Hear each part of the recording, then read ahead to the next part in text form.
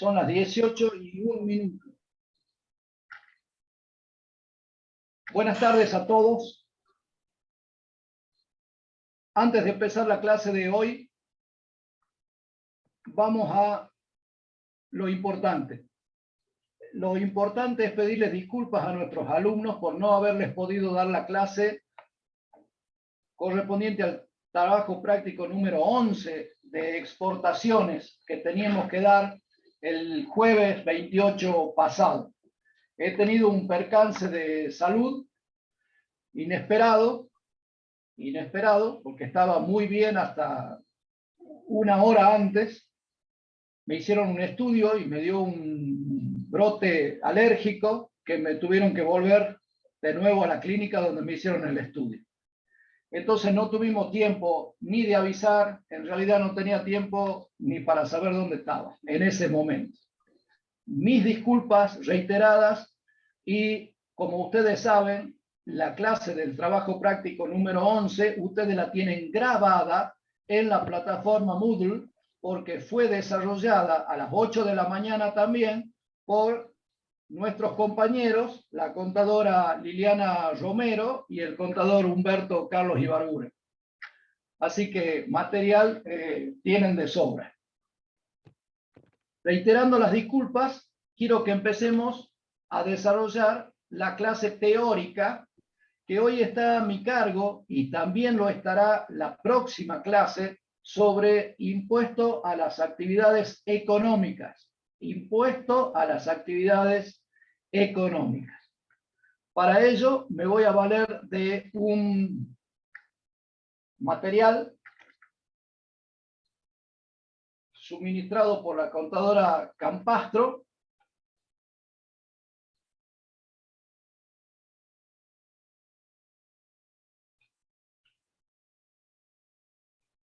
Quiero que me avise si se ve, para empezar a desarrollar la clase, que es una temática interminable.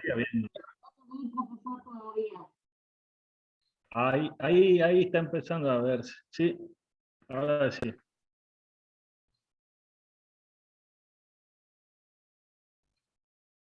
Y ahora Mejor todavía. bien, me quedo con esa tranquilidad. Agradeciendo a Miriam Campastro por la preparación de estas filminas, simplemente lo que quiero dejar en claro de que una vez más tenemos que remarcar de que este material que nosotros les suministramos son simplemente guías de clase. Es un material de consulta y no pretende reemplazar jamás la lectura de los textos legales, la lectura de la bibliografía, la lectura de los apuntes que ustedes siempre toman a lo largo del desarrollo de nuestras clases. Y este material está actualizado a hoy. Quiero empezar. Se me ve el título porque yo tengo una barra negra que me tapa la palabra características. Sí, y no sabría cómo sacarla. Ahí está. Se puede mover la barra hacia los costados. Acabo de aprender una vez más a los golpes. ¿Cuáles son las características del impuesto a las actividades económicas? Y antes de empezar a definir las características, hablemos primero que nada del nombre. Este impuesto es el mismo que rige en las 24 jurisdicciones de la República Argentina, las 23 provincias más la Cava. Lo que pasa que en el resto de las jurisdicciones se lo llama impuesto sobre los ingresos brutos. Impuesto sobre los ingresos brutos. Pero nosotros los salteños, que somos muy exquisitos, muy técnicos y muy estudiosos en la materia, le hemos puesto el nombre impuesto a las actividades económicas. Repito, en las 24 jurisdicciones, impuestos sobre los ingresos brutos. En Salta, impuesto a las actividades económicas. ¿Por qué? Porque nosotros insistimos que el nombre técnicamente definido como impuesto a las actividades económicas, técnicamente está mucho mejor definido. Porque en realidad ustedes se van a dar cuenta que las 23 jurisdicciones, en realidad cuando enuncian de esa manera el nombre del impuesto, están confundiendo la base imponible con el hecho imponible. Sin duda que se va a tratar de un impuesto sobre los ingresos brutos. Claro, los ingresos brutos van a ser la base de medición del impuesto, van a ser la base imponible del impuesto. Pero cuidado, el hecho imponible no es percibir ingresos. El hecho imponible, y lo vamos a desarrollar a continuación, es el desarrollo de actividad en una determinada jurisdicción. Lo primero que tenemos que avanzar en el desarrollo es definir sus características. Primero que nada, el impuesto existe porque es una facultad constitucional de las provincias y de la Cava.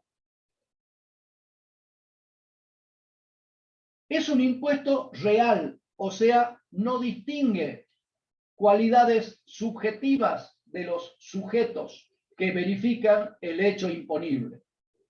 La misma actividad, supongamos, venta de zapatos, si la hace una persona humana, está grabada, si la hace una sociedad anónima, también está grabada. Y la base imponible va a ser el mismo, y la tasa va a ser la misma. O sea, no distingue, como el impuesto a las ganancias, cualidades personales de los sujetos. Por eso clasificamos el impuesto como real. Es indirecto, claro, porque es de fácil traslado, de permanente traslado. Y quizá en esa facilidad esté una de las bases de sus principales críticas.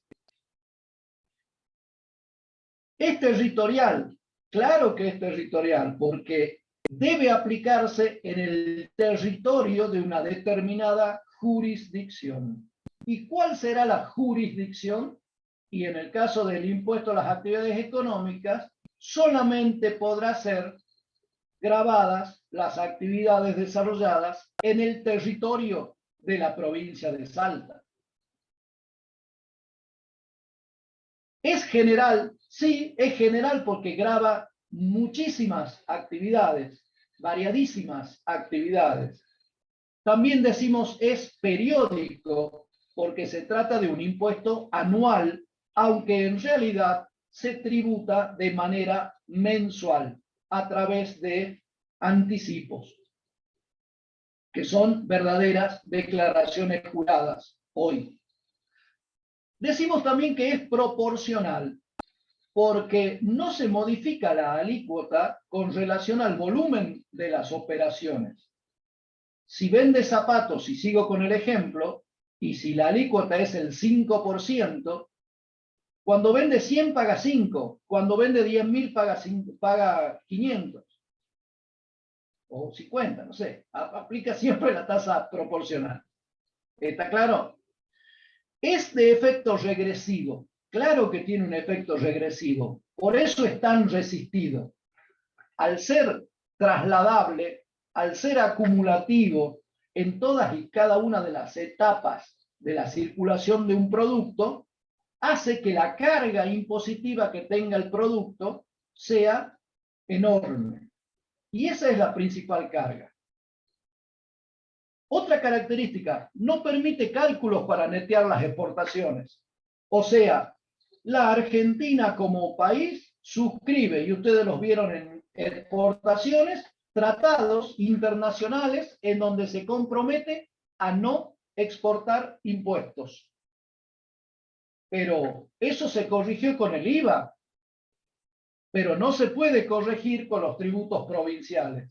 Cuando un producto sale, se discrimina, se puede netear la carga tributaria del IVA, pero no se puede netear la carga tributaria de impuestos sobre los ingresos brutos, simplemente porque está englobado, contenido, escondido dentro del precio de los productos. Otra característica que decimos es plurifásico. Se aplica en todas las etapas de circulación del producto. Por ende es acumulativo. Y por ende no haría falta decirlo, pero lo repasemos. Se produce el efecto piramidación. ¿Por qué piramidación? Porque en la etapa siguiente, el impuesto pagado en la etapa anterior forma parte de la base imponible. Entonces, se cobra impuesto sobre impuesto.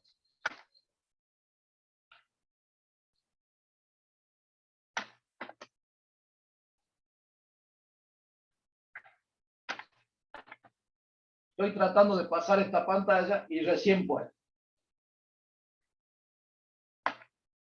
¿Qué no puede ver? Ahí está, ahí está. Vamos a definir el hecho imponible. Pero primero definamos dónde está el impuesto. El impuesto está contenido dentro del Código Fiscal de la provincia de Salta, abreviado en esta filmina CF, Código Fiscal de la provincia de Salta. En el artículo 159 comienza el título segundo del Código Fiscal de Salta y empieza por su impuesto más importante, que es el impuesto a las actividades económicas. ¿Cómo será de importante en cuanto a la recaudación provincial que, pese a que todos los gobiernos, en todas las campañas, en todas las épocas, hablan de disminuir la carga del impuesto sobre los ingresos brutos, hablan de evitar los efectos perjudiciales de este impuesto, cuando van a los hechos, cuando miran la recaudación, se dan cuenta de la importancia que tiene. Entonces, pese a los efectos perjudiciales, pese a las críticas de la doctrina de las entidades empresarias y profesionales, este impuesto sigue y seguirá por los próximos años, porque es imposible que las provincias puedan dejar de lado esta recaudación, por la importancia que tiene en las arcas provinciales. Vamos al hecho imponible. Hecho imponible. ¿Qué es lo que grava el impuesto? ¿Qué es lo que grava el impuesto? Fíjense lo que grava. El ejercicio habitual y a título oneroso en jurisdicción de la provincia de Salta. Y me quedo ahí. Y junto a estos tres conceptos, ejercicio habitual, a título oneroso y en jurisdicción de la provincia de Salta. Vamos a ir desarrollando después cada una de estas palabras claves que he pretendido destacar, subrayándolas y poniéndolas en rojo. Ejercicio habitual, a título oneroso, en jurisdicción de la provincia de Salta. ¿De qué? Y en general decimos actividades. ¿Cuáles serán esas actividades? Comercio, industria, profesión, oficio, negocios, locaciones de bienes, locaciones de obra, locaciones de servicios. Y miren con qué termina. O cualquier otra actividad. O sea, todas estas que he enunciado, individualizándolas como comercio, industria, profesión, oficio, negocio, locaciones, están dentro de este concepto, actividad, porque dice o de cualquier otra actividad.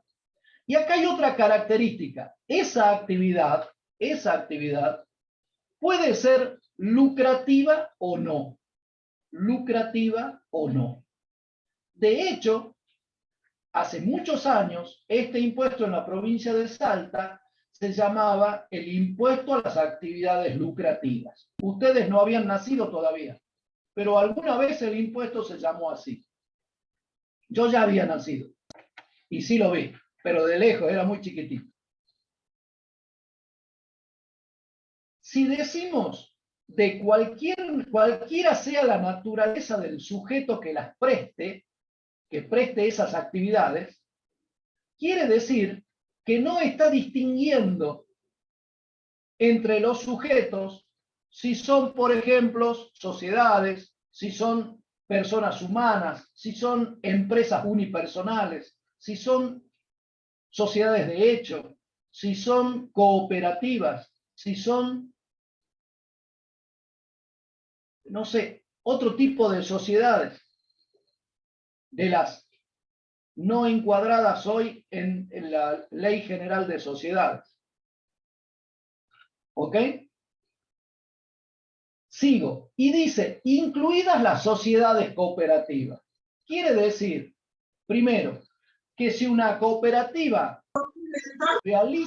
si la cooperativa realiza una actividad, esa actividad va a estar alcanzada. Después podrá la cooperativa tener una exención que le permita, habiendo estado alcanzado, zafar del impuesto. Pero en principio está ahí, grabado.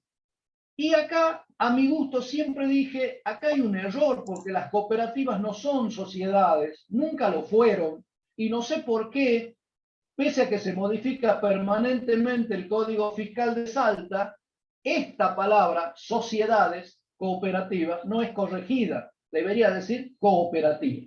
Pero bueno, es simplemente anecdótico. Otra cosa que no interesa es el lugar donde se realizan las actividades. Se pueden desarrollar, por ejemplo, en zonas portuarias.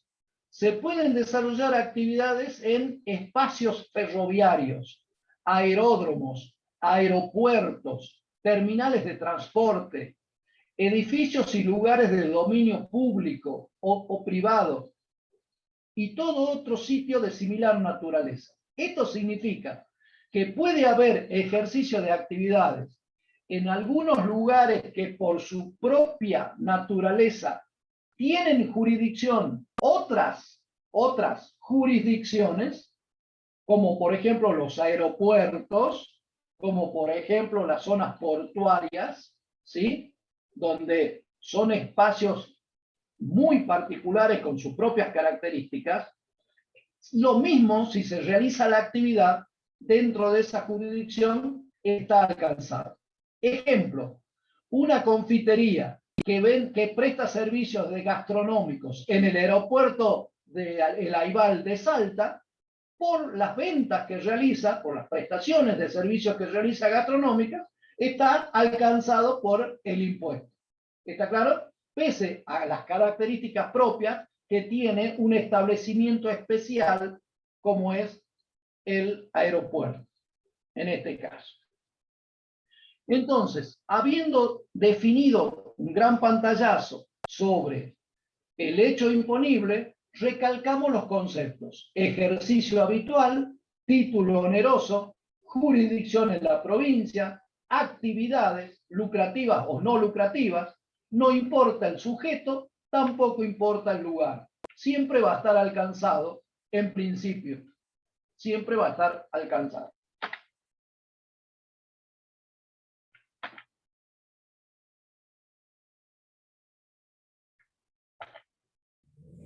Estoy tratando de pasar la página.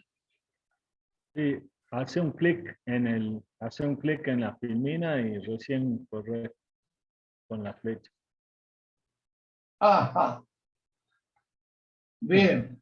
Siempre es buena la sangre joven.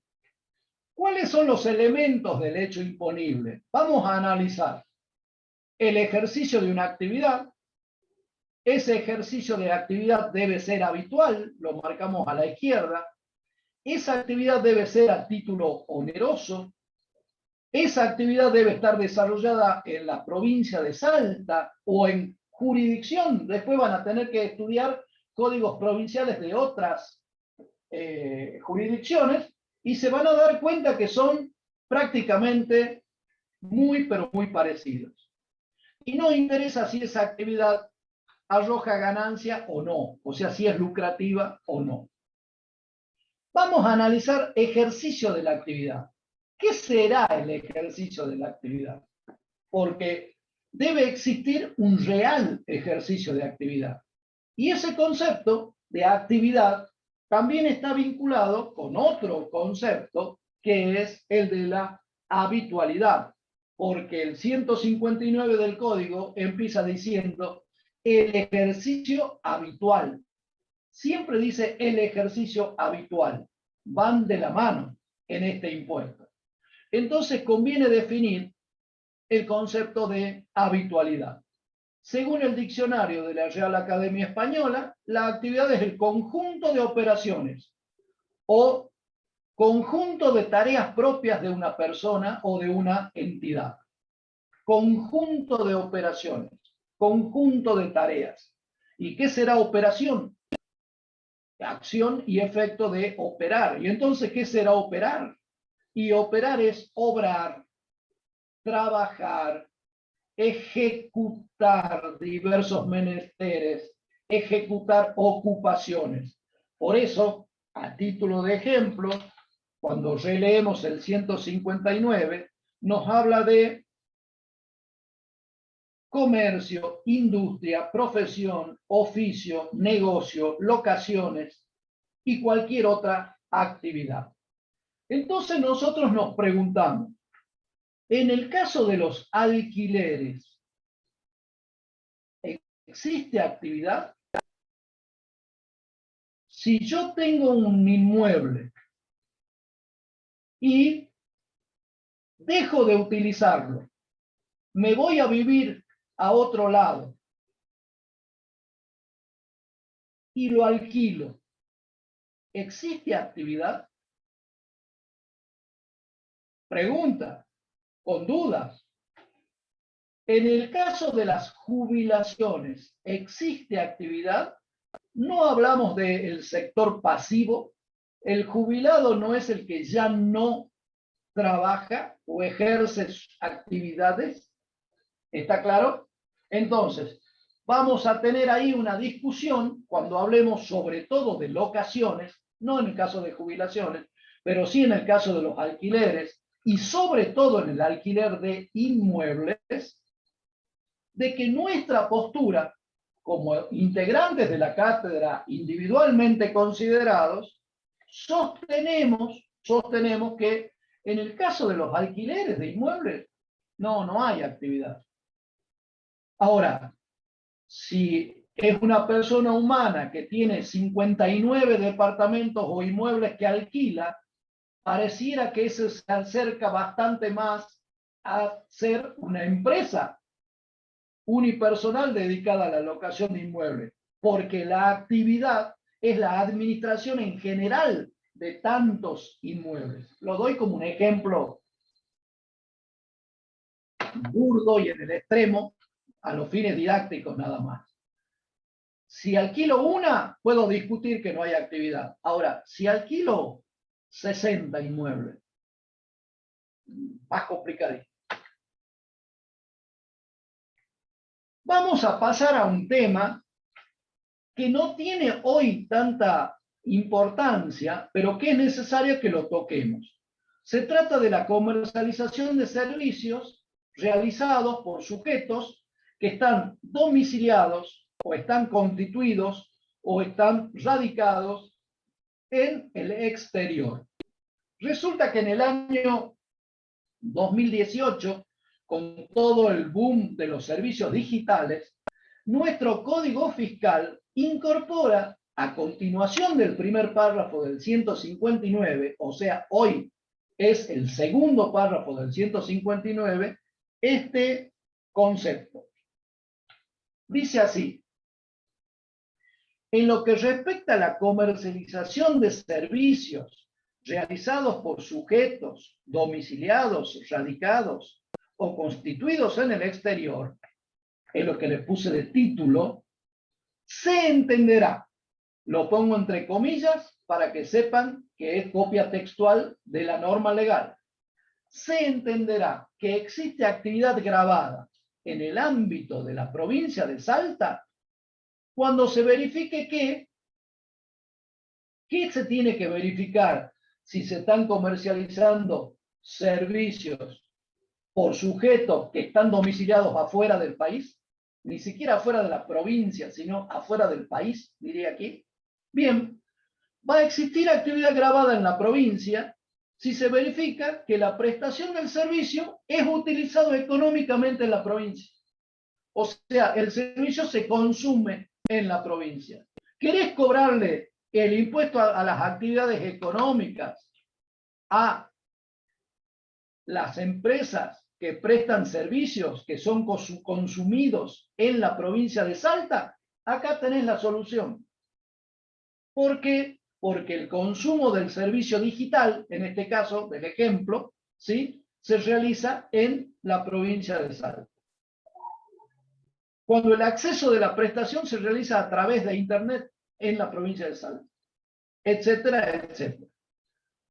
La otra condición para que pudiera estar grabada esta comercialización de servicios realizadas por sujetos que están en el exterior es cuando recaen sujetos o en bienes o en cosas que están ¿en dónde? Están radicadas en el territorio de la provincia. Y para ambos casos, siempre con independencia del medio o de la plataforma o de la tecnología que se utilice. No importa si es por cable, si es por aire, si es streaming, si el cable es digital, si el cable no es digital, no importa cómo. Ya encontramos la manera de poder grabar este tipo de servicios. Sigo analizándolo. Vale la pena en este momento, me parece, para cerrar el tema. Se considera que este ya es el tercer párrafo del 159. Existe actividad grabada en el ámbito de la provincia de Salta cuando por la comercialización de los servicios de suscripción online, suscripción online, a todos nos toca, mejor dicho, al bolsillo de todos nos toca, suscripción online, se entenderá que existe actividad grabada en Salta cuando la comercialización de los servicios de suscripción online para el acceso de toda clase de entretenimientos audiovisuales. ¿Para ver películas? Sí. ¿Series? También. ¿Bajar música y escuchar música? Sí. ¿Juegos online? También. ¿Ver videos? También. ¿Transmisiones televisivas? También. ¿Fútbol? También. Todo, nada se salva. Es independiente que se transmitan desde internet a la televisión, o se transmitan a computadoras, o a dispositivos móviles, o a consolas conectadas, a otro tipo de plataforma, no importa. ¿Quiénes la transmitan? Los sujetos que están domiciliados, radicados o constituidos en el exterior. Y cuando se verifique que la utilización o el consumo, ¿quiénes la realizan? Los consumidores son sujetos que están radicados, domiciliados o ubicados en el territorio provincial. Muchísima similitud con lo que ya hemos visto en el IVA. Importación de servicios digitales. Sigue este tema y dice idéntico tratamiento, o sea, también va a estar alcanzado cuando se preste de afuera, pero se consuma aquí adentro, de Salta, cuando exista intermediación en la prestación de servicios y también cuando existan actividades de juego y esas actividades de juego se desarrollen o se exploten a través de cualquier medio y de nuevo, plataforma, aplicación tecnológica, dispositivo, plataforma digital, plataforma móvil, todo lo que venga avanzando. Y pone como ejemplo la ruleta, blackjack, baccarat, punto y banca, póker. Qué gana de jugar al póker con mis amigos que me da esto. Póker.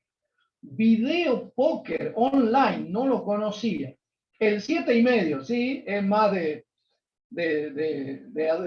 pibes. Hazard, confieso que no lo conozco. Monte, rueda de la fortuna, apuestas deportivas. No sigo leyendo para no papelonear, ¿eh? Pero todos estos juegos que son características, actividades de juegos desarrolladas por cualquier medio, pero consumidas por sujetos que están en la provincia de Salta, van a estar alcanzados. Siempre que se verifiquen las condiciones detalladas antes, sí, claro, que sean consumidas, y con total independencia de dónde se organice. No importa que la organización de esto esté en Holanda. Si el consumo está en Salta, se va a grabar en Salta, porque se entiende que hay actividad en Salta. Y la actividad es la facilitación del consumo de los sujetos que están en Salta. Voy a terminar este plomazo de tema, porque hay otros mucho más lindos, recordando el cuarto párrafo. En virtud del expuesto precedentemente, quedarán sujetos a retención con carácter de pago único y definitivo todos los importes abonados en cualquier naturaleza, cuando se verifiquen las circunstancias o los hechos que se desarrollaron en los dos párrafos anteriores. La Dirección General de Rentas de la provincia de Salta no va a salir a perseguir al que trabaja facilitando este tipo de juegos, o los que prestan los servicios de streaming, o los que prestan los servicios de música, videos, series, películas, etcétera, etcétera. Simplemente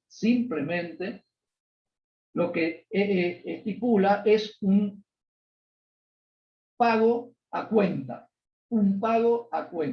¿ok? Y ese pago a cuenta está acá, en esta resolución del año 2018, la 34, que es un régimen de percepción. ¿Por qué? Porque si bien hay una discrepancia en esta palabra, sujetos a retención, en realidad es sujetos a percepción, porque se le adiciona al precio pactado el impuesto. Entonces, cuando le tengan que cobrar, cuando le tengan que hacer el débito en la tarjeta de crédito, ¿sí?, se le va a adicionar el impuesto, y el impuesto va a ser percibido conjuntamente con el precio pactado. Ahora sí, entremos a temas más picantes. ¿Vamos bien hasta ahí, Joaquín? ¿Se me escucha bien? Se escucha perfecto. Bien. Vamos a algo más lindo. Dijimos, acá hay palabras claves: ejercicio habitual de actividades, actividad habitual. Entonces, volvamos al concepto de habitualidad, porque es medular en el impuesto. Primero, cuando hablamos de habitualidad, hablamos de que no debe tratarse de un hecho ocasional. Esa actividad que realiza el sujeto debe ser habitual. Ahora, ¿qué es habitual? ¿Qué es habitual? ¿Ok? Entonces, lo que hace el código es definir pautas de tipo general para poder apreciar la habitualidad.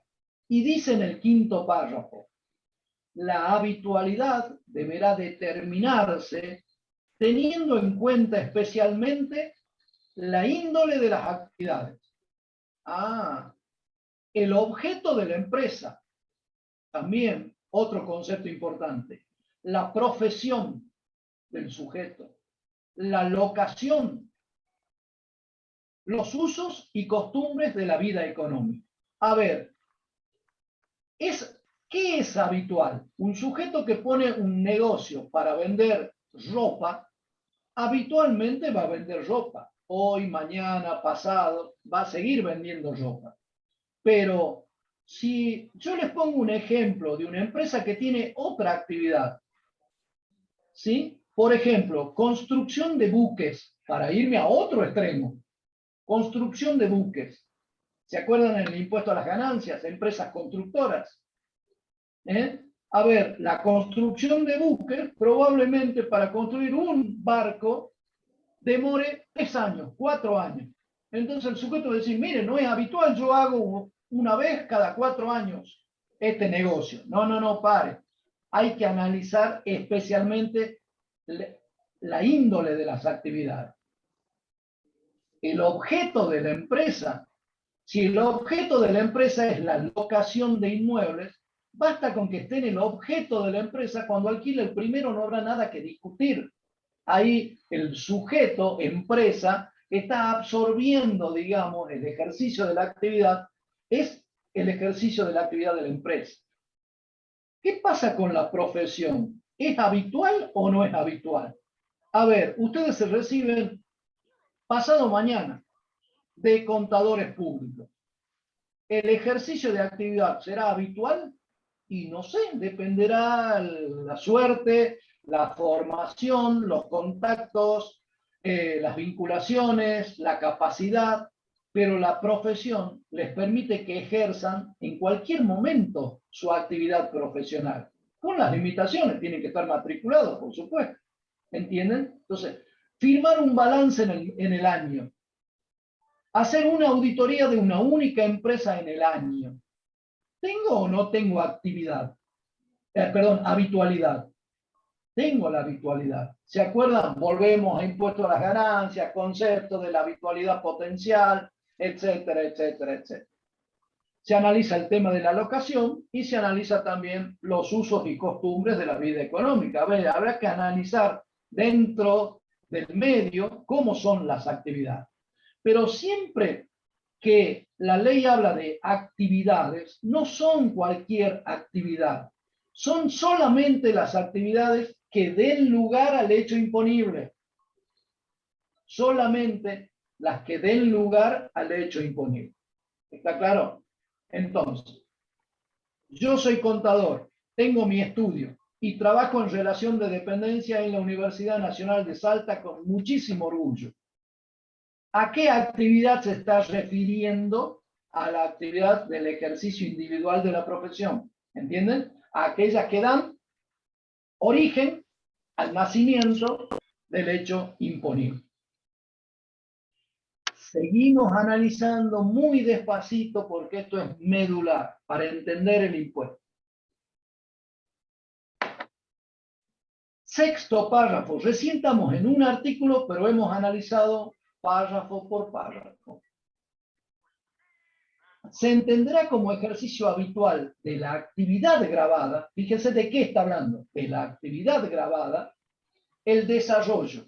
En el ejercicio fiscal, tiene que haber desarrollo y ese desarrollo tiene que ser en el ejercicio fiscal. Entonces, empiezo de nuevo. Se entenderá como ejercicio habitual de la actividad grabada el desarrollo, no en cualquier momento, sino en el ejercicio fiscal. ¿De qué? Y ahí viene, de hechos, de actos o de operaciones de la naturaleza de las gravadas en el impuesto. O sea, podés hacer otras actividades que no sean las que están grabadas en el impuesto. Pero cuando analizamos el ejercicio habitual de actividades, solamente debemos interpretar que son aquellas actividades que por su característica están grabadas en el impuesto,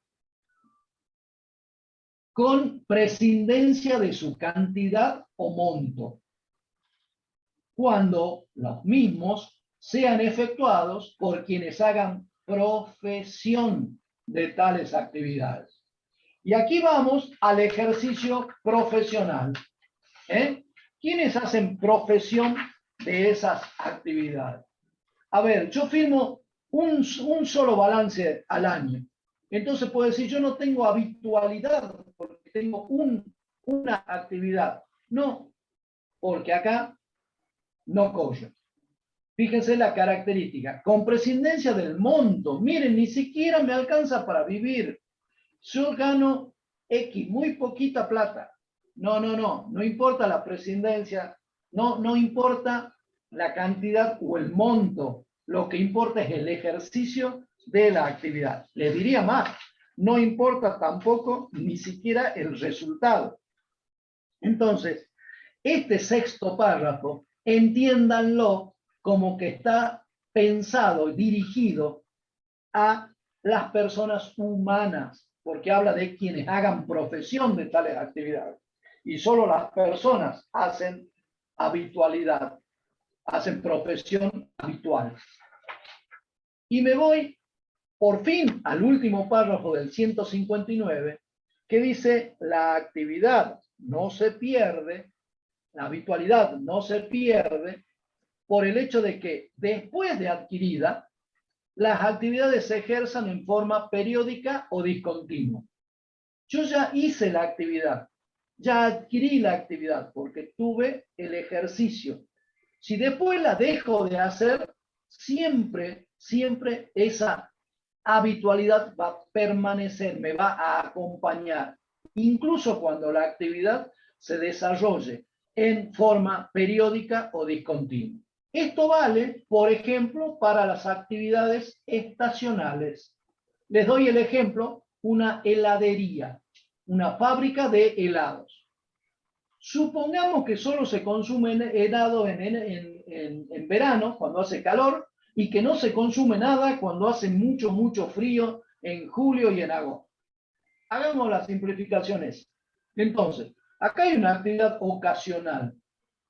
Hay actividad cuando está cerrada la heladería, tiene que seguir tributando el impuesto a las actividades económicas, y ahora vamos a ver que esto ocasiona problemas con los anticipos mínimos, porque vamos a ver también que el impuesto es anual, pero que todos los meses se paga una declaración jurada. Se presenta, se determina una declaración jurada.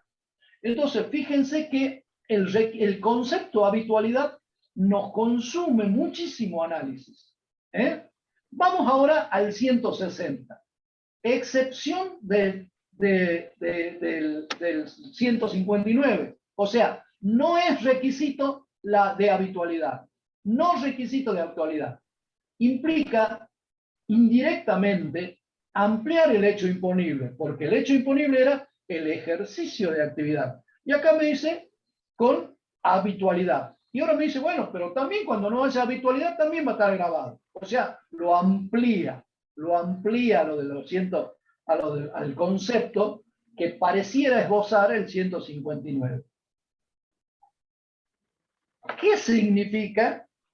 Significa que si está dentro del 160 la actividad, se graba esa actividad aun cuando se ejerza en forma esporádica o accidental. Aun cuando se ejerza en forma esporádica o accidental. Repito, no es necesario para estar grabado el requisito de la habitualidad. Y vamos a analizar. Y repito, porque soy obsesivo, reiterativo, y los años no vienen solos. Me pongo así. Excepciones a la habitualidad. No va a ser necesaria. ¿En quién? Vamos al inciso A del 160. En las profesiones liberales debe existir ejercicio de la actividad. La sola matrícula no implica hecho imponible. Hay muchos profesionales que con mucho esfuerzo llegan a recibirse, llegan a matricularse, pero en realidad no verifican el hecho imponible, porque no ejercen actividad.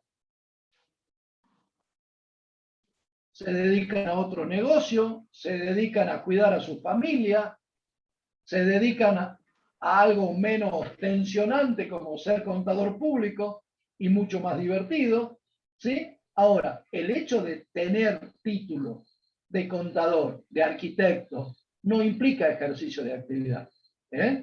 Hay una habitualidad potencial. La sola matrícula no implica hecho imponible. ¿Qué significa como consecuencia indirecta esto? Y me voy adelantando a otro tema. Significa que en las profesiones liberales no existe el impuesto mínimo mensual. Esa es la consecuencia. No existe el impuesto mínimo mensual. Un abogado tiene un solo juicio, ejerce su actividad a lo largo de todo el desarrollo, digamos, del expediente. Bueno, en algún momento estará grabado. Pero la sola matrícula, el solo hecho de estar matriculado, no implica que esté ejerciendo hecho imponible. ¿Está claro? Mientras se desarrolla el juicio, hay ejercicio de actividad, pero no hay base imponible. ¿Entienden? Mientras se va desarrollando el juicio, mientras no vaya cobrando los honorarios. ¿Puede haber actividad sin base? Claro que puede haber. ¿Y puede haber base sin actividad? Claro que pueden no concordar. Hay un caso muy particular que es el de la mera compra de productos agropecuarios. El inciso B. Mera por abreviatura, por somera. Somera quiere decir apenita, quiere decir muy poquito, somero. La mera compra de productos agropecuarios, forestales, de frutos del país, mineros, para industrializarlos o venderlos fuera de la jurisdicción. O sea, ¿cuál es el hecho imponible acá? Aquellos sujetos que vienen a ejercer una actividad en Salta. ¿Cuál es la actividad que ejercen en Salta? Comprar, no vender. Ojo que este está al revés. Comprar, no vender. Solamente compran productos agropecuarios, forestales, fruto del país, mineros, lo que quieran, pero miren para qué los compran, para industrializarlo o para venderlo fuera de la jurisdicción. O sea, compran toda la madera que hay en el bosque del Chaco y lo venden, digamos, en otra jurisdicción. Lo industrializan en Buenos Aires y lo venden en Buenos Aires. No será contribuyente de Salta, pero sí pagará ingresos brutos en algún lugar. El hecho de tenerlo como excepción de la habitualidad implica gravar el ejercicio de actividad que es el hecho imponible. Y el hecho imponible, actividad, es todo. En un sujeto que vende sillas, el ejercicio de la actividad es comprar el tronco, industrializar la madera, fabricar la silla, vender la silla, cobrar la silla y empezar la rueda de nuevo. Todo es actividad. ¿Ok? Ya vamos a analizar este concepto de la mera compra. Estuvo exenta a partir del 2015, la mera compra está grabada, aunque otras jurisdicciones provinciales eximen la mera compra, y la vamos a profundizar cuando tengamos el convenio multilateral, especialmente el artículo 13. Sigamos en el tema. Excepciones a la habitualidad. O sea, va a estar grabado aunque esto no sea habitual. ¿Cuándo va a estar grabado aunque no sea habitual? Cuando exista fraccionamiento y venta de inmuebles, loteos. Aquel sujeto que recibe, supongamos por herencia, un terreno enorme que estaba en el campo y que lo lotea y ahora tiene Lomas del Mirador y vende Lomas del San Bernardo, ¿sí? Terrazas de la Quinta, ¿sí? Todos esos loteos que ustedes ven, cuando existe fraccionamiento y venta de inmuebles, el sujeto puede decir, mire, es la única vez que yo hago fraccionamiento y venta de inmuebles. Fíjese que el inmueble viene de mi bisabuelo y yo soy el único heredero. Y en vez de venderlo entero, lo vendo por pedacitos, que son los loteos. Mire, en ese caso, no importa que sea el primero, el único y el último. No importa que se den todas esas características.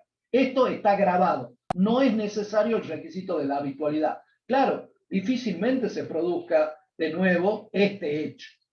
Tampoco corre en el caso de la locación de inmuebles. Siempre, digamos, va a estar grabado, aunque sea la locación del primer inmueble.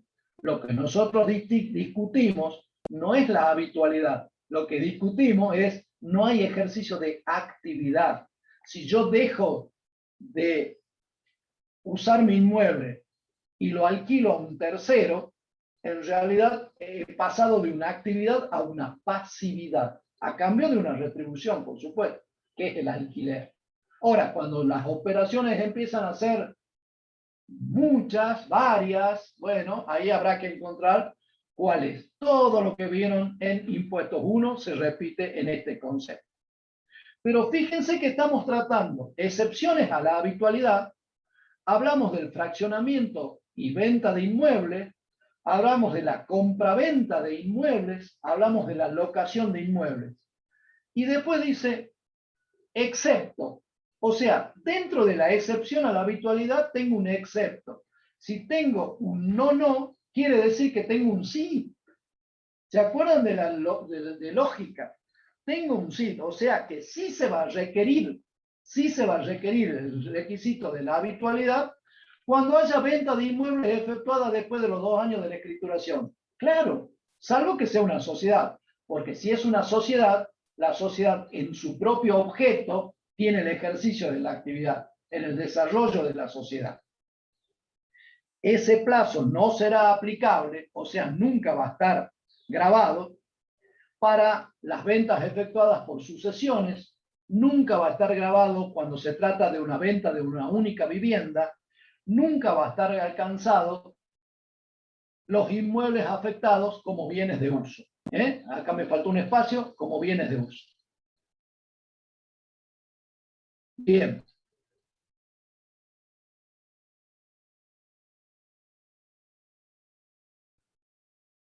Otra excepción a la habitualidad, las explotaciones agrícolas, las pecuarias, las mineras, las forestales, las histícolas. Claro, no, cuando se repite, es todo un ejercicio la explotación. ¿Ok? Ahí no es necesario. Es la primera vez que me pongo a plantar maíz para vender. No, no, ahí hay ejercicio de actividad y no se requiere la habitualidad. Tampoco se requiere la habitualidad para estar grabado cuando se realice la comercialización en Salta de productos o de mercaderías que entren en la jurisdicción por cualquier medio. Y acá hay que explicarlo. ¿Qué es lo que se está grabando? Se está grabando las operaciones de venta de productos o de mercaderías que entraron a Salta. Entonces, cuando entraron a Salta, no pagaron nada probablemente porque no había operaciones de venta, pero se venden en Salta. Viene un camión cargado de sandías desde Santiago del Estero y se para en la Plaza 9 de Julio, a la puerta de la UNSA, a vender sandías de Santiago del Estero. ¿Listo? ¿Está grabado? Claro que está grabado. Porque ¿qué está haciendo? Comercializa en Salta, esto es agregado mío, en Salta, comercializa en Salta productos o mercaderías que entraron en la jurisdicción por cualquier medio. Por cualquier medio debe entenderse, también quiero aclararlo, medio de transporte.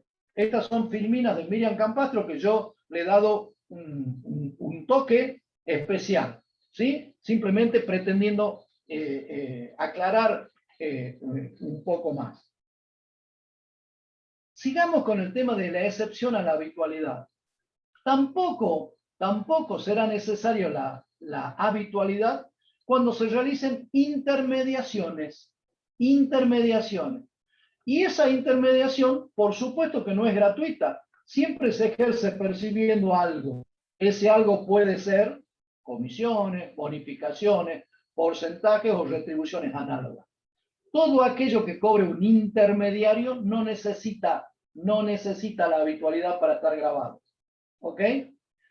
O sea, si yo engancho un pasamanos, esto es, me entero que un amigo quiere vender una casa y me entero que un ex amigo quiere comprar una casa, intervengo en la operación y me gano unos pesitos, estaría alcanzado por el impuesto. ¿Por qué? Porque no es necesario el requisito de la habitualidad. Estaría alcanzado el impuesto. Tampoco se necesita habitualidad en las operaciones de préstamos de dinero, con o sin garantía.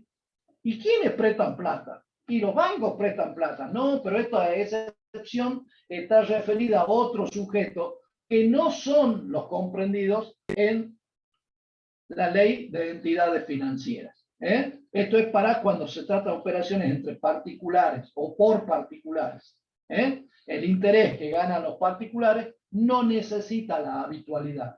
O sea, si el contador cobró un balance, tiene muchos honorarios ahí acumulados y lo presta con interés, el interés va a estar alcanzado. ¿Por qué va a estar alcanzado? Porque para esa actividad no necesita habitualidad.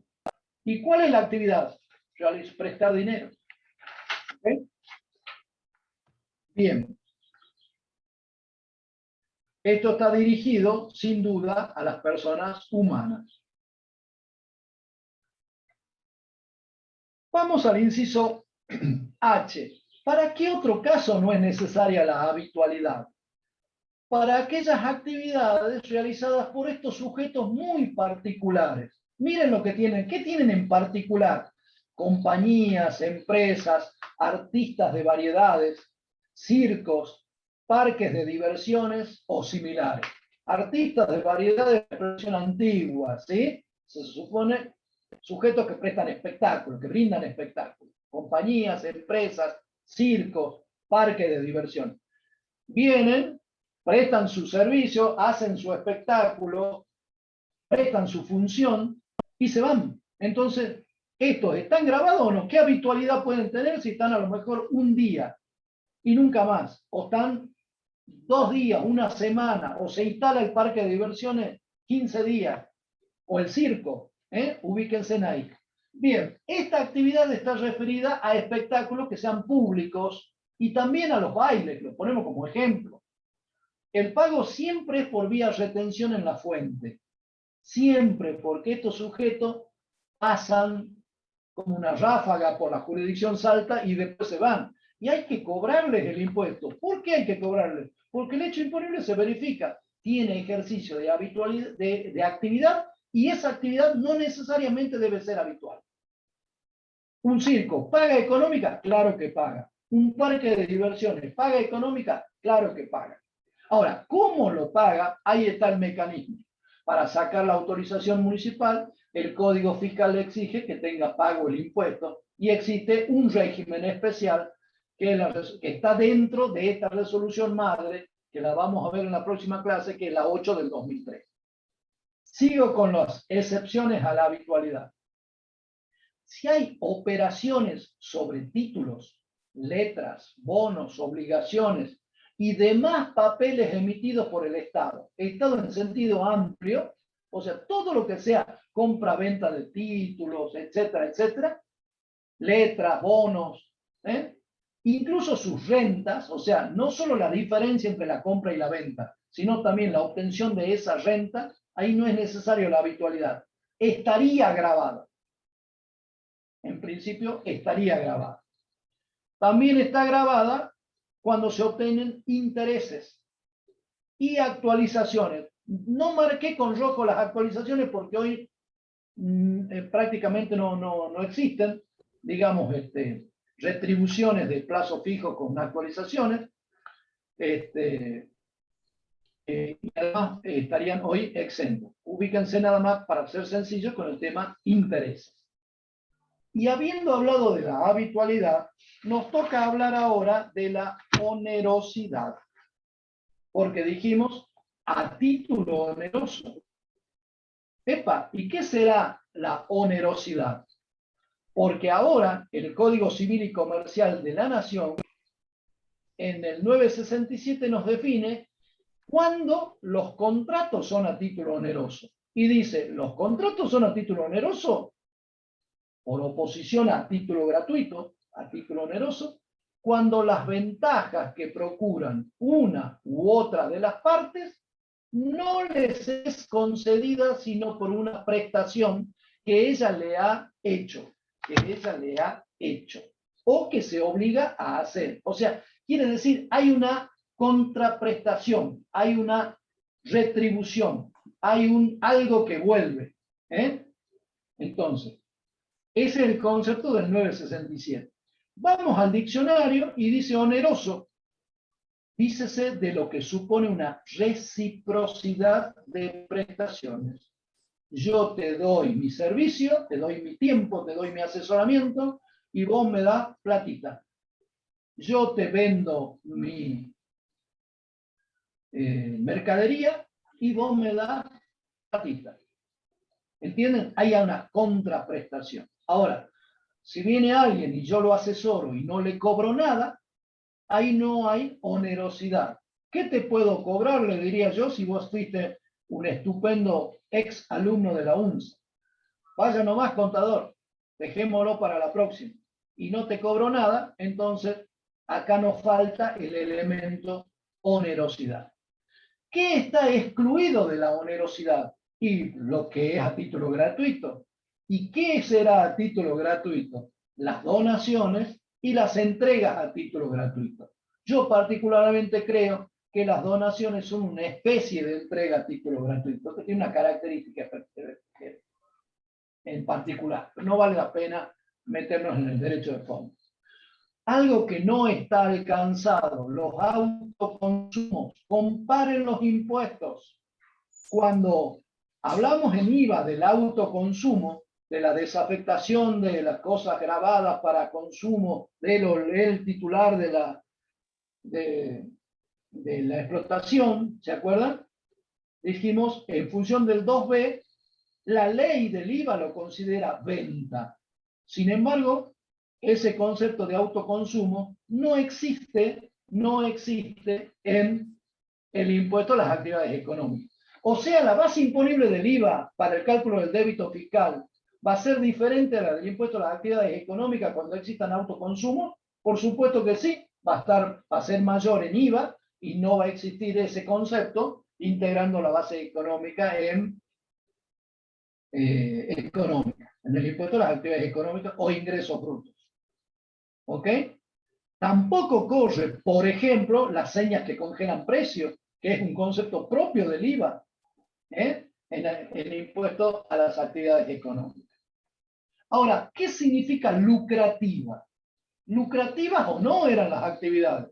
No le importa al código si es lucrativa o no. Lucro dice es la ganancia o el provecho que se obtiene de algo, especialmente de un negocio. Claro, la ganancia o provecho. Lucro. Antes hablábamos del ánimo de lucro. El código de comercio viejo en el artículo 7 y 8 hablaba del espíritu de lucro. Para lucrar con su enajenación era la compraventa mercantil. Hablaba del lucro. Acá no habla de lucro, no se confundan en el impuesto a las actividades económicas. O sea, debe darse onerosidad. Esto es porque yo te decía, el SI. ¿Me cierran ese micrófono, por favor? Onerosidad. Y la otra es que exista o no ganancia. No interesa que exista o no ganancia.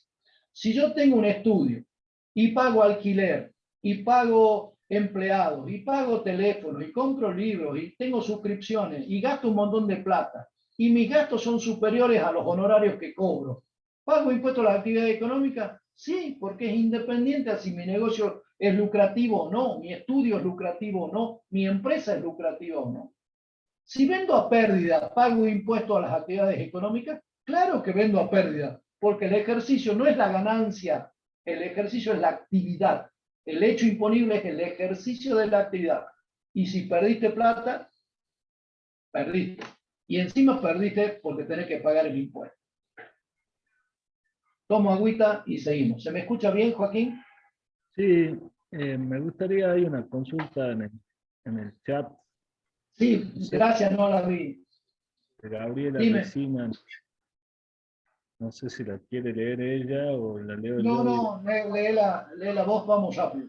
Bueno, en el caso anterior, cuando hablaba de mera compra, la ley dice que debe darse la industrialización o venta fuera de la jurisdicción.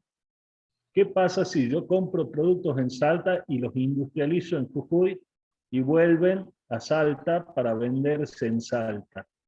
¿Eso Voy se a tener considera aquí. bien? Primero que nada, es un caso que no se liquida directamente por impuesto a las actividades económicas, sino que va a ser tratado en función de las normas del convenio multilateral, porque el ejercicio de la actividad se realiza en dos jurisdicciones. Una parte de la actividad se realiza en Salta y otra parte de la actividad se realiza en Jujuy. Y habrá que encontrar la medida de la actividad, el quantum de la actividad se desarrolla en cada una de las jurisdicciones, tema que si ustedes me esperan, se lo voy a desarrollar cuando veamos convenio multilateral. ¿Ok? Vamos a hablar de territorialidad. No cabe duda que la actividad debe desarrollarse en la provincia de Salta. Puede haber una doble imposición y para que no exista doble imposición es que existe el convenio multilateral para evitarla. ¿Qué pasa cuando la actividad se desarrolla en establecimientos o lugares de utilidad nacional? Decíamos el ejemplo de los aeropuertos, de las zonas portuarias, etcétera, etcétera. ¿Existe la posibilidad de grabarlos? Sí, señor. ¿Se puede grabar? Sí. Aunque esté en un lugar de utilidad nacional, sí. ¿Por qué? Porque la ley de coparticipación y la Constitución Nacional a partir del año 94 habilitó esta posibilidad. Y ahora vamos a desarrollar el tema sujetos. Sujetos.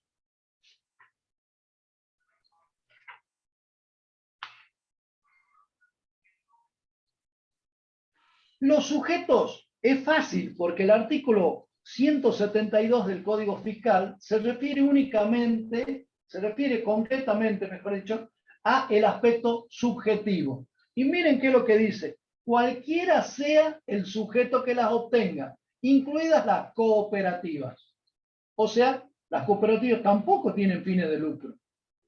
Cualquiera. Pero también define que los sujetos son los que están indicados en el artículo 15 del Código Fiscal de la provincia de Salta. Y el Código 15, hacemos una revisión rápida, habla de todo el mundo: personas humanas, capaces, incapaces, no importa, las sucesiones indivisas, las personas jurídicas, las sociedades, las asociaciones, las entidades con personería, las entidades sin personería, los patrimonios destinados a un fin determinado, los fideicomisos, los fondos comunes de inversión, las UTE, las agruploc, con todo el mundo, todo bicho que camina va a parar a la tributación. ¿Ok? En la medida que desarrolle actividad grabada en la provincia de Salta. Entonces, de ahí destacamos los que tenemos en rojo. Cualquiera sea el sujeto, los cualquiera son los enunciados en el 15 del Código Fiscal, pero siempre que desarrolle la actividad, porque si no desarrolla la actividad, yo puedo estar nombrado, ¿sí? Pero si no desarrollo la actividad, no se va a verificar nunca el hecho imponible. Y hay dos palabras claves ahí: en la medida que desarrolla actividad. Y ahí vamos a tener también el problema en convenio multilateral, cuando la actividad se desarrolla en dos o más jurisdicciones. Cada jurisdicción va a gravar la actividad desarrollada en cada una de esas jurisdicciones. ¿Y cómo se mide esa actividad? Problema del convenio multilateral, pero yo le voy a contar una infidelidad. Se mide en función de los gastos realizados, efectivamente soportados en cada jurisdicción, y de los ingresos obtenidos en cada una de las jurisdicciones. Se elaboran coeficientes, se aplica un lío terrible. ¿Ok? Pero bueno, es parte del encanto de la tributación. Si la tributación sería fácil, no creo que estemos acá metidos nosotros. Hablamos del convenio multilateral, dijimos quienes ejerzan actividades en dos o más jurisdicciones deberán ajustar su liquidación a las normas del convenio. Así de fácil. ¿Cuál es el periodo fiscal? El periodo fiscal está en el 175 del código. Y miren qué fácil. Siempre coincide con el año calendario. 1 del 1 a 31 del 12. Independientemente del cierre del ejercicio comercial. O sea, si tengo una empresa que cierra el 30 de junio, ¿cuál es el periodo fiscal? El año calendario. Y si tengo una empresa que cierra el 31 de diciembre, ¿cuál es el año fiscal? El año calendario. Siempre del 1 del 1 al 31 del 12. ¿Está claro? El pago del tributo es por un sistema de anticipos y ajuste final. En realidad se presentan declaraciones juradas mensuales que suplantaron a estos anticipos. Y si hay que hacer un ajuste, se entiende que se realizaría en el último de los periodos, que sería el periodo 12, que era como se hacía hace mucho tiempo. Bien. Hoy solo existen anticipos o declaraciones. Yo no me gustaría nombrarlos como anticipos, porque en realidad son declaraciones juradas que se presentan mensuales, porque no existe una declaración jurada anual que resuma todo, sino que existen declaraciones juradas mensuales. ¿Ok? Bien. existen alícuotas en el impuesto, alícuotas generales y alícuotas particulares. Existen montos mínimos y también existen montos fijos. ¿Eso quién lo establece? Lo establece la ley impositiva, según el rubro y según la actividad. ¿Qué es la ley impositiva? La ley impositiva, yo didácticamente lo abreviaría diciendo, es la letra chica del Código Fiscal. Es una ley en donde se ponen los aspectos particulares del impuesto. Porque existe una teoría en la tributación vinculada con el tema de los códigos fiscales, que los códigos deben ser pétreos, o sea, no deben tener modificaciones. Las modificaciones deben tenerla algo que es anexo al código, que es la ley impositiva. La ley impositiva de la provincia de Salta, que tiene, repito, la casuística, el detalle, el mínimo, la alícuota, el monto fijo, eso está en una ley que es la 6611, que se actualiza siempre, permanentemente se actualiza. Contiene lo que llamamos la unidad fiscal, que es una moneda de cuenta que se utiliza como parámetro para la medición. Ya lo vamos a ver más adelante. Y acá les pongo con signo de admiración que es poco menos que una súplica. Siempre hay que recurrir a la ley 6611, que es la ley impositiva. Porque las cosas grandes están en el código, las cosas chiquitas están en la ley impositiva. ¿Qué pasó con la sustitución de los sujetos del exterior? Bueno, el sujeto del exterior, el contribuyente del impuesto a las actividades económicas, que no sea residente en el territorio nacional, resultará sustituido en el pago. O sea, ¿hay una sustitución? Sí, en el Código Fiscal de Salta hay sustitutos. ¿Quiénes serán los sustitutos? Serán sustitutos de ciertos sujetos. ¿Cuáles son las condiciones? Que el contribuyente sea de impuesto a las actividades económicas, que no sea residente en el territorio nacional. Entonces hay que buscar a alguien que esté aquí para que sea el que se encargue de pagar en lugar de él, porque estamos hablando de sustituto. Ocupa el lugar del otro, desplaza de la relación jurídica tributaria al otro. ¿Ok? ¿Quién será? Así de fácil. El contratante, el organizador, el administrador. Mañana lo traen a Luis Miguel para que cante en Salta. ¿Quién será responsable del impuesto a la actividad económica por el espectáculo brindado? El organizador, el contratante. ¿Entienden? Bien. El pagador, el liquidador, el rendidor de cuentas. Por ejemplo, en el caso de los bancos. Es un caso, digamos, muy particular. Debe ingresar el sustituto el monto que resulte de la aplicación de la alícuota sobre los ingresos brutos atribuidos a la actividad que se desarrolla en Salta. Nada raro. Y ahora sí vamos a cómo se determina la base imponible. Esto le va a resultar más fácil, porque son conceptos que ya ustedes manejan. Para la determinación de la base imponible existen normas generales. La norma general es, salvo disposición especial en contrario, los ingresos brutos son los devengados en el periodo fiscal por el ejercicio de la actividad gravada. ¿Ok? Los devengados durante el periodo fiscal por el ejercicio de la actividad gravada. Pero hay contribuyentes que pueden llevar libros y la ley contiene una cosa rarísima, yo al menos no la he visto, y creo que mis compañeros tampoco, que dicen que los contribuyentes pueden optar por el método del percibido cuando llevan libros. Si yo llevo el libro, lo llevo porque estoy obligado. Y si estoy obligado es porque estoy, por ejemplo, la 19.550. Y si tengo que aplicar las normas contables son las es por lo devengado. ¿Me entienden? Esta opción es muy, pero muy rara. Pero bueno, la leemos porque está. Si hay contribuyentes que llevan libros, ellos pueden optar por el método de lo percibido si es que practican las registraciones por dicho método. ¿Quién practica registraciones contables por método de lo percibido? No conozco, no conocí y no conoceré a ninguno. ¿Ok? Y algo que tenemos que tener en cuenta, y lo tocamos ahora porque es importante, estoy en el tema base imponible. ¿Qué pasa con los intereses por financiación?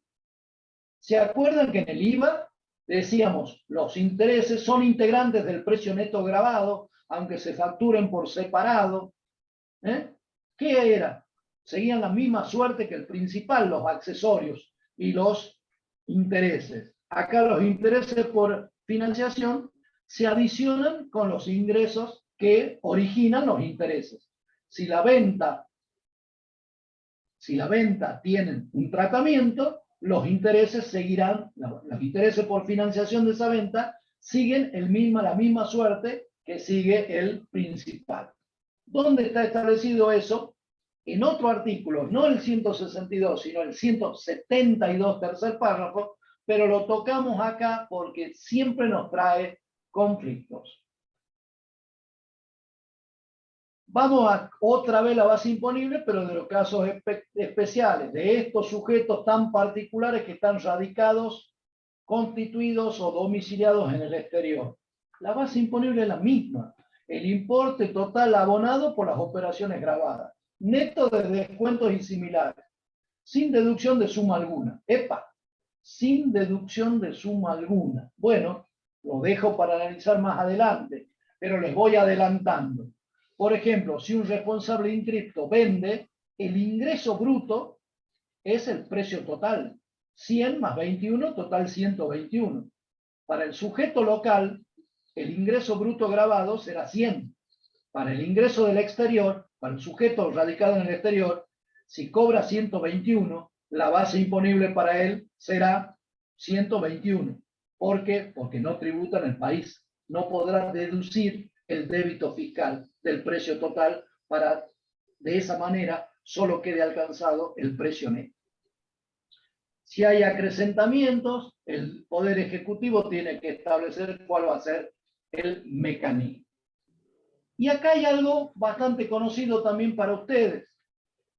Hay una presunción de base imponible en el último párrafo del 162, en el último y en el penúltimo, que dice así: si los ingresos brutos deben resultar de las facturas o documentos equivalentes.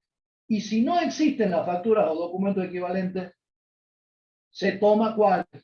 Se toma el valor corriente en plaza por las operaciones instrumentadas, salvo prueba en contrario. El mismo concepto que tenemos en ¿dónde? En IVA. ¿Se acuerdan?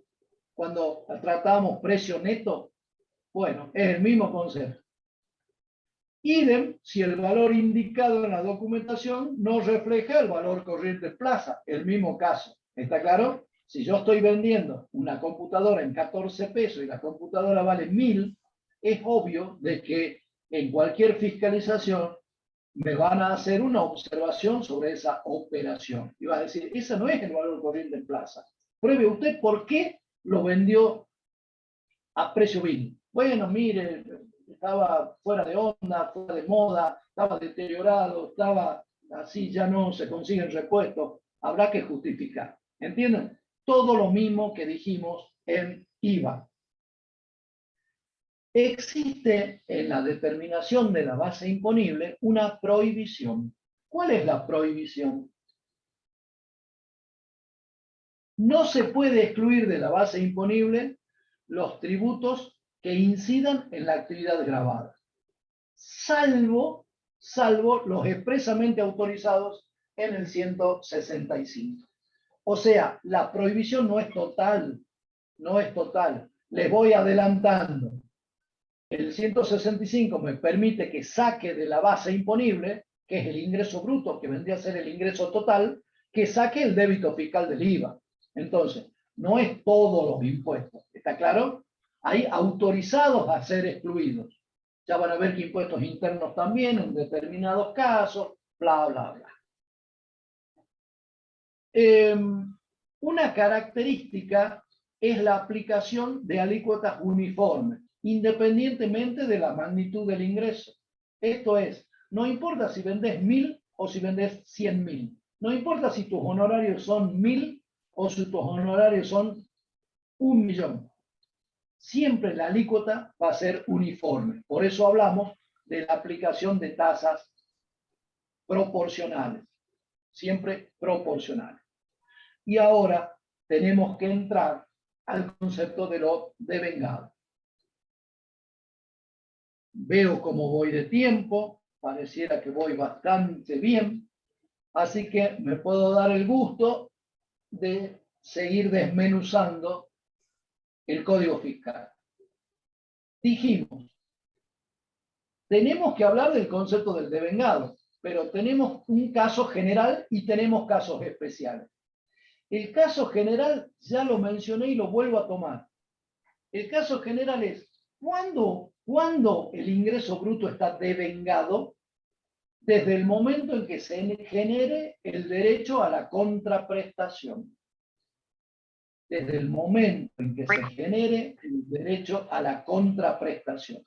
Ese es el concepto de devengado en el caso general. Se presume que el derecho a la percepción, fíjese que estamos hablando dentro de lo devengado, el derecho a la percepción.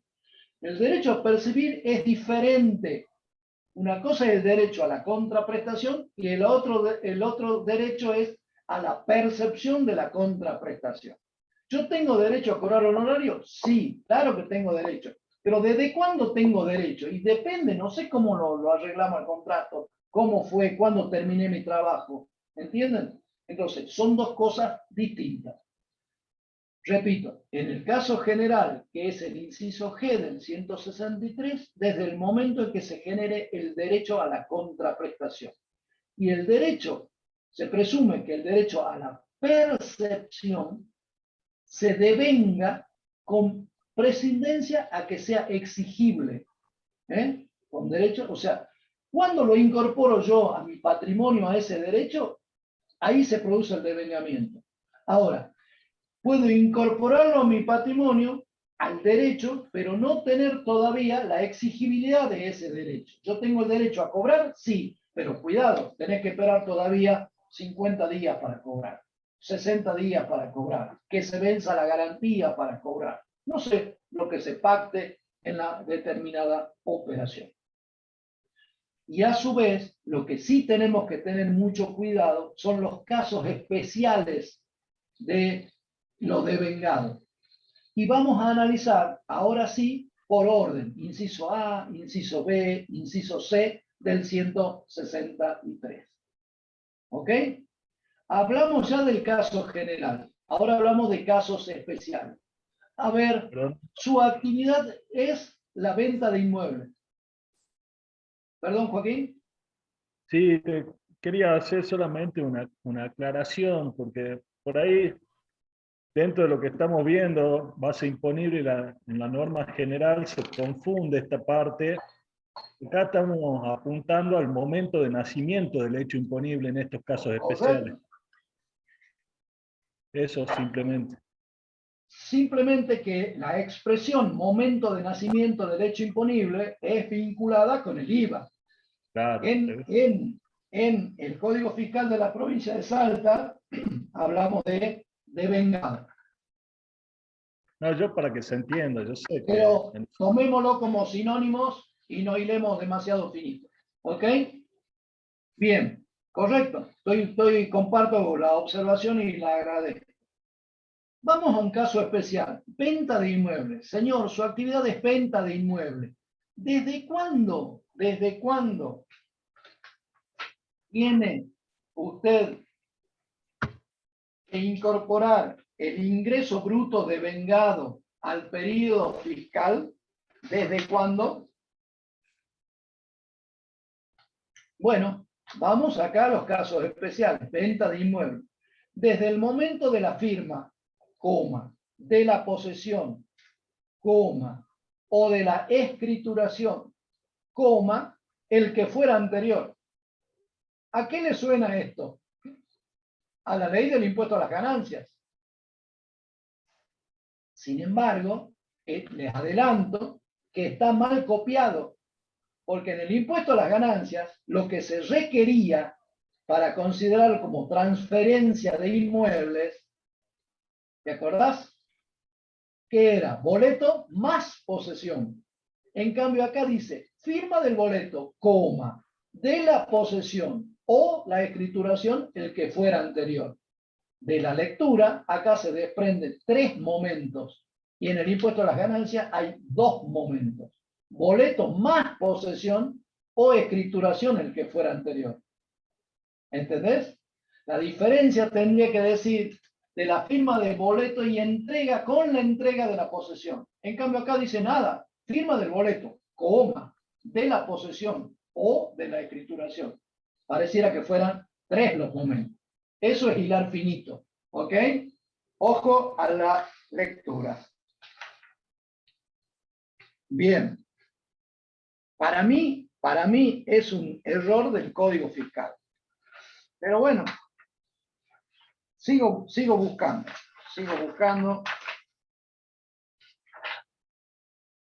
Vamos a otro caso especial. Venta de otros bienes desde el momento de la facturación, entrega del bien o acto equivalente, lo que sea anterior.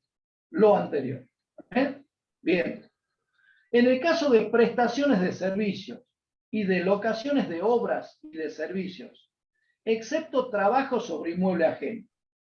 Fíjese que acá junta prestaciones de servicios con locaciones de obras y con locaciones de servicios que también se llaman prestaciones de servicios.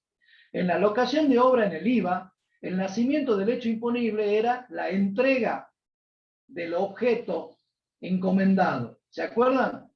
Solamente nacía el hecho imponible para el herrero cuando le retiraban la reja y siempre y cuando él le dé el ok o el conforme, el que le encomendó la tarea, llevándose la reja. En cambio acá dice otra cosa.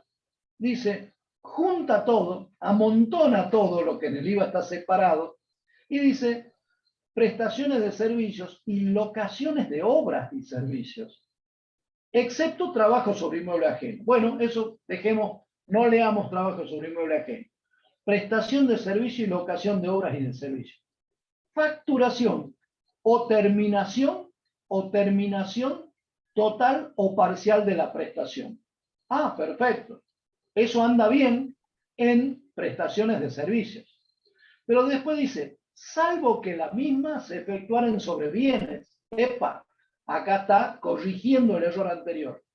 Si la locación se efectúa sobre bienes o la entrega de bienes, entonces se considera devengado en el momento de entrega de la cosa. ¿Para qué complicas tanto si lo tenés para copiar y mucho mejor redactado en la ley del IVA? Diría yo. ¿Está claro? Pero vale la pena distinguir y siempre comparar los impuestos porque es la manera de aprender, de repasar, de memorizar. Y entonces si dijo, excepto trabajo sobre inmuebles de terceros, ¿cómo será cuando hay trabajo sobre inmuebles de terceros? Trabajo sobre inmuebles de terceros es una expresión del IVA. Acá habrá uniformidad en el concepto. Porque, a ver, yo me ubico en el tiempo, el Código Fiscal de Salta es del año 75, la ley del IVA nació en el 75 también. Mejor dicho, tiene vigencia del 75. A ver, supongamos que sea lo mismo, el mismo concepto que tenemos en el IVA. En el IVA, veamos, aceptación del nacimiento del hecho imponible, ¿sí? O devengado, si querés. No quiero discutir con vos, Joaquín, este tema. Aceptación del certificado de obra, total o parcial, o percepción total o parcial del precio, o facturación, el que sea anterior. ¿Ok? Bien. Vamos a ver el tema de los intereses. Desde el momento en que se generan y en proporción al tiempo transcurrido hasta cada periodo de pago del impuesto, o sea, mensualmente. Repito, los intereses se devengan, o sea, los tengo que incorporar en la declaración jurada desde el momento en que se generan y en proporción al tiempo transcurrido y hasta cada periodo de pago del impuesto. Y acá les pongo, ojo, ver diferencias con el IVA, porque en el IVA el hecho imponible, si ustedes se acuerdan, decíamos los intereses queridos y los intereses no queridos. Los intereses que se devengaron cuando éramos amigos y los intereses que se devengan cuando dejamos de ser amigos porque son consecuencia del incumplimiento de la operación gravada. ¿Se acuerdan? Está en el decreto reglamentario del IVA. Decíamos, en el decreto reglamentario del IVA, los intereses que eran consecuencia del incumplimiento de la operación gravada solamente nacían en el momento de la percepción. Ya era castigar demasiado a aquel que había sido castigado con el no cumplimiento de lo pactado por parte de su adquirente. ¿Sí? En cambio, acá no dijo nada. Fíjense que dice hasta cada periodo del pago del impuesto.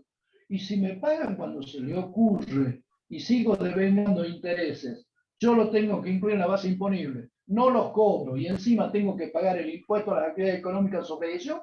Y la respuesta es sí. La respuesta es sí. Vamos a otro caso. Operaciones de venta de inmuebles en cuotas, pero por plazos superiores a 12 meses. ¿Ok?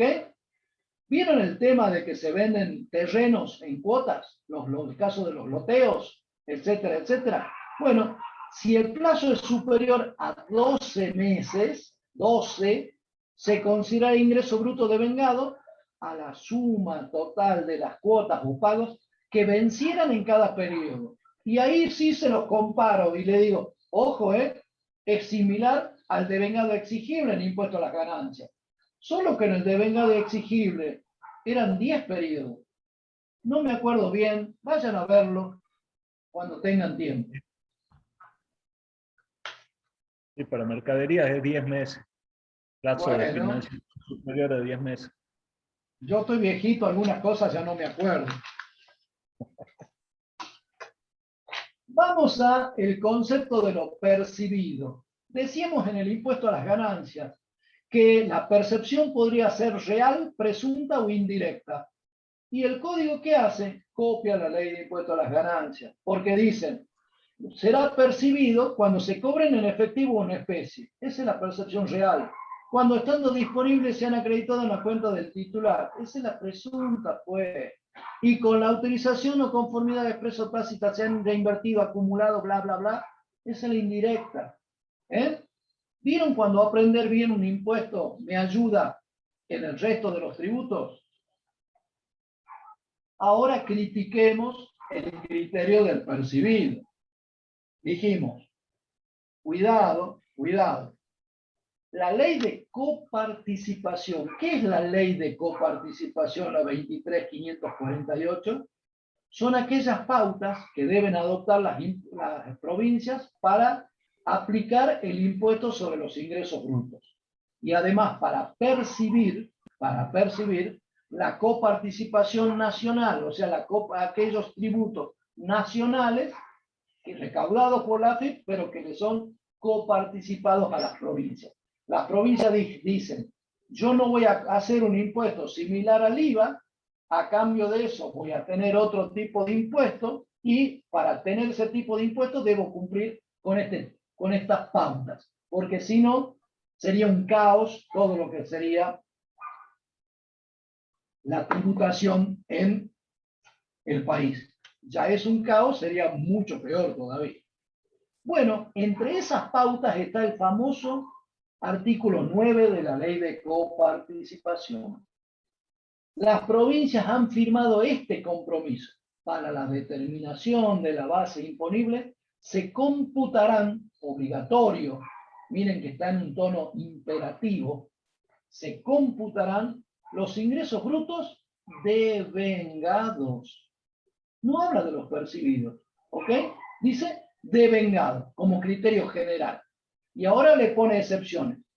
Ingresos brutos devengados para la determinación de la base imponible, pero con ciertas excepciones.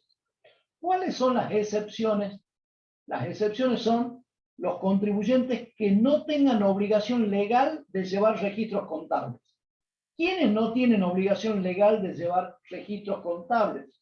Bueno, ahora con el Código Civil y Comercial de la Nación se ha complicado muchísimo este concepto, porque pareciera que por cualquier actividad hay que llevar registros contables.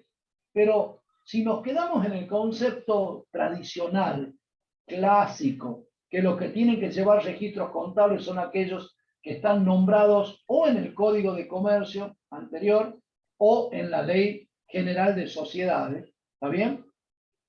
Entonces, por ejemplo, mis ingresos como profesional, los ingresos del ingeniero, los del médico, ¿sí? No tienen que ser declarados por el devengado, sino que pueden ser declarados por el percibido. ¿Por qué pueden ser declarados por el percibido? Porque un contador, un ingeniero, un médico no tiene obligación legal de llevar registros contables. Fíjense que esto también tiene una terminología que es anterior a la reforma del Código Civil y Comercial de la Nación.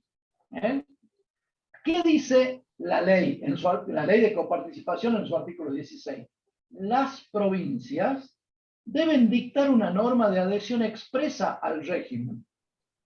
¿A qué régimen? Al régimen de coparticipación federal. Adhesión que les daría derecho a participar del producido de los impuestos coparticipados. Salta rapidito, adhirió a través de la ley provincial 6516. Por supuesto que lo hizo. Pero ¿saben qué? Nunca modificó el Código Fiscal. Y seguimos con esta problemática. Vamos a un tema que a mí me encanta. Me encanta porque tiene aplicación práctica. No todo es análisis, filosofía, estudio, bla, bla, bla. Vamos a lo concreto. ¿Qué no integra la base imponible? Y acá quiero hacer una muy buena aclaración conceptual. La ley, perdón, el Código Fiscal en su artículo 165 dice no integra la base imponible. No dice no está grabado, no dice está exento, dice no integra la base imponible. Expresión diferente a las anteriores. ¿Qué no integra la base imponible? Lo expliqué hace un ratito. El IVA no integra la base imponible. Impuestos internos no integran la base imponible. Estaba el sujeto, que ustedes van a ver en el próximo práctico de ingresos brutos, una joyería. Cuando vende paga IVA y paga impuestos internos. Le tengo que sacar tanto el IVA como impuestos internos y esa va a ser la base del impuesto a las actividades económicas. Si el contador no estudió, no le prestaron los apuntes de estas clases, nunca tuvo cerca un apunte de impuestos 2 de la Facultad de Ciencias Económicas, ¿qué va a hacer? Va a considerar ingresos brutos al total de los percibidos, al total de la factura, y tiene que restarle el débito fiscal del IVA y tiene que restarle el impuesto interno en los casos que correspondan. Existen otros tributos como el Fondo Nacional de Autopistas, el Tecnológico del Tabaco, el impuesto de los combustibles, fundamental, por ejemplo, para las estaciones de servicio, ¿entienden? Excepto que la venta sea a consumidor final. Bien, entonces, esta excepción, mejor dicho, esta autorización a excluirlo de la base imponible, porque no integran la base imponible, solo se da para aquellos contribuyentes de derecho. ¿Quiénes son los contribuyentes de derecho? Los nominados por la ley. El contribuyente de hecho es el que lo paga, pero el de derecho es el nominado por la ley. ¿Está bien? Únicamente para los contribuyentes de derecho, en tanto se encuentren inscriptos, o sea, en el IVA el responsable inscripto. O sea, la venta de una remera que vale 121 pesos por un responsable inscripto, la base imponible va a ser 100 pesos, porque le tengo que sacar el débito fiscal del IVA. La venta de esa misma remera en el negocio de al lado por el mismo precio, 121, si ese negocio, su titular es un monotributista, la base imponible para el impuesto local a actividades económicas será 121. ¿Entienden? En vez de pagar el 5% de 100, va a pagar el 5% de 121. ¡Epa! ¿Ok? Hay que ir analizando, comparando y aplicando a los casos concretos.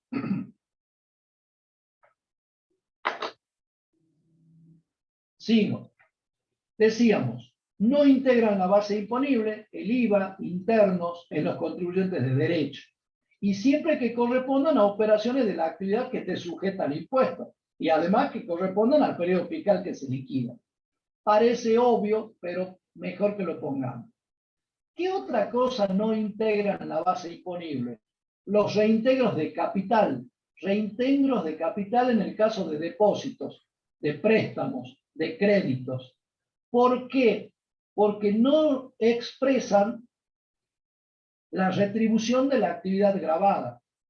Si alguien me prestó 1.000 pesos y yo le devuelvo con intereses y todo 1.100, yo tengo que restarle, no integran la base imponible, el capital prestado. A los 1.100 le tengo que restar 100 y de esa manera únicamente quedan grabados los intereses.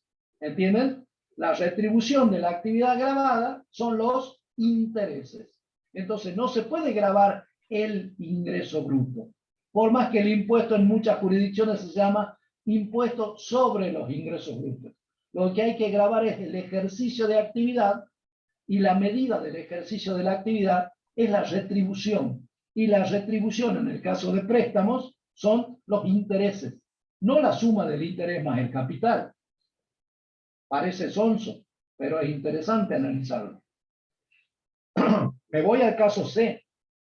No integran la base imponible las contraprestaciones recibidas por comisionistas e intermediarios en operaciones en que actúen en intermediación en la parte que corresponda a terceros.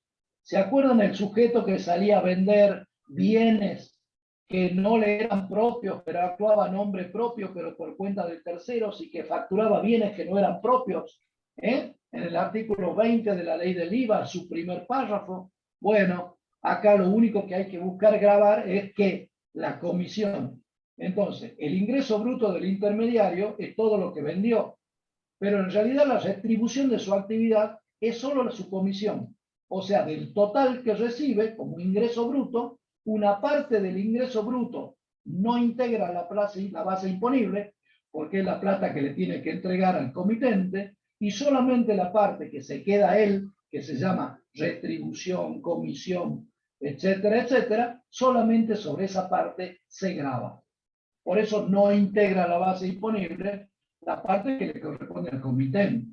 ¿Soy claro con eso? Háganme así por lo menos para que yo tenga un estímulo en esta clase. Tampoco integran la base imponible los subsidios y subvenciones otorgados por el Estado. Por ejemplo, las empresas han cobrado el Repro 2, subsidios, etcétera, etcétera. No miden la actividad gravada. Ahí se resume todo la filosofía de este artículo. ¿Mide o no mide la actividad gravada? Y ahí le doy uno que por excelencia no mide la actividad gravada. Los importes originados por la venta de bienes de uso. No integra la actividad gravada. No integra, perdón, no es que no integre la actividad gravada. No expresa el ejercicio de la actividad. Por ejemplo, hay una empresa que realiza fletes y renueva los camiones. Y hay otra empresa que hace los mismos fletes que la otra, pero que todos los años cambia sus camiones. Los ingresos originados por la venta de bienes de uso no expresan la actividad grabada. Para las dos empresas, la actividad es la misma. Los kilómetros recorridos, los fletes realizados, etcétera, las personas transportadas, etcétera, etcétera. Que yo, contador, venda mi computadora para comprarme una nueva, tampoco expresa actividad. Actividad de la que está alcanzada por el impuesto, que es mi servicio profesional. Entonces, nunca la venta de bienes de uso del artículo 165, inciso F, integra la base imponible. Y este es el caso paradigmático, digamos, el más famoso, el que más aplicamos en la actividad profesional. Tampoco, aunque sea un ingreso bruto, ese ingreso que percibe el agente de percepción. Por supuesto, si lo que es un ingreso bruto para él, pero es un ingreso de plata ajena. Esa plata ajena no es un ingreso propio. Por eso le pide, siempre que esté inscrito como agente de percepción. Los agentes de percepción truchos no pueden andar acá. ¿Qué otro concepto no integra la base imponible? No integra la base imponible un caso muy, pero muy particular que Miriam Campastro ha explicado en este artículo, en este ejemplo. No integran la base imponible, o sea, no tributa económica. La suma por la venta de aquellos bienes usados, pero que hayan sido aceptados como parte de pago de otros bienes nuevos. Ah, pero cuidado, ¿hasta dónde? ¿Hasta dónde? Hasta el importe que se le ha reconocido a quien entrega esa unidad usada. O sea, ese importe reconocido al que entregó la unidad usada para adquirir uno nuevo se llama precio de toma en la concesionaria. ¿Entienden? En la gente. Bueno, ¿cuál es el ejemplo clásico? La concesionaria vende una unidad nueva en 700.000 y le toma al cliente como parte de pago un auto usado en 250.000. Y por esa unidad usada, después lo vende, lo que tomó en 250, lo vende en 300. ¿Cuánto tiene que tributar? 700 por la venta del nuevo. Y 50, que es la diferencia únicamente, macheten bien, la diferencia únicamente por la unidad usada. Diferencia positiva, porque ahí yo se lo marco con dos asteriscos. ¿Qué significa esos dos asteriscos? Que si vende a pérdida, no compensa.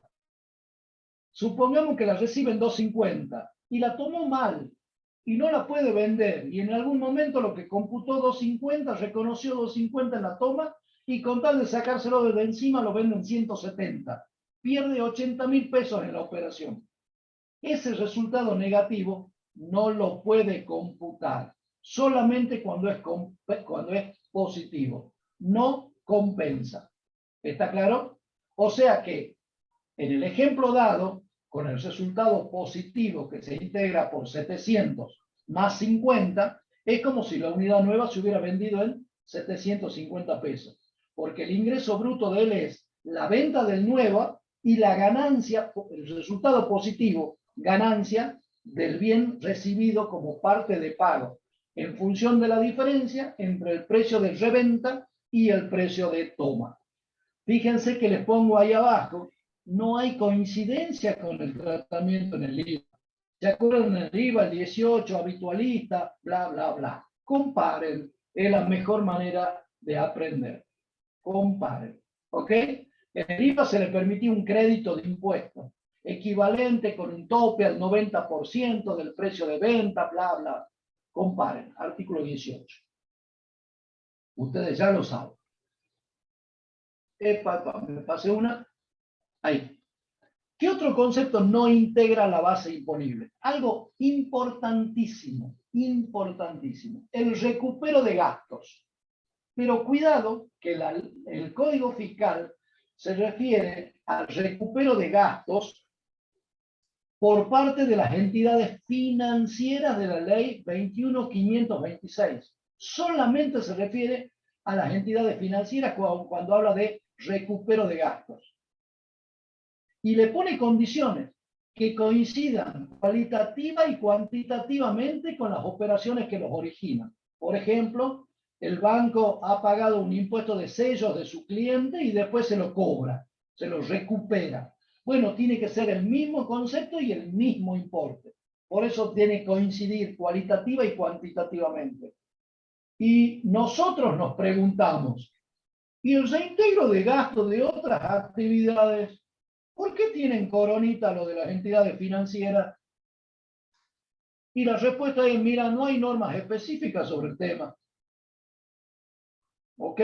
No hay normas específicas. No significa que puedas tener tu criterio, que si podés probar que no es ingreso, que en realidad es recupero de gastos, podrías discutirlo al tema. Después habla de las compañías de seguros, no interesa. Y con este tema, y me quedan 6 minutos, quiero terminar la clase. Seguimos en los conceptos deducibles de la base imponible, que no es lo mismo que no integran la base imponible.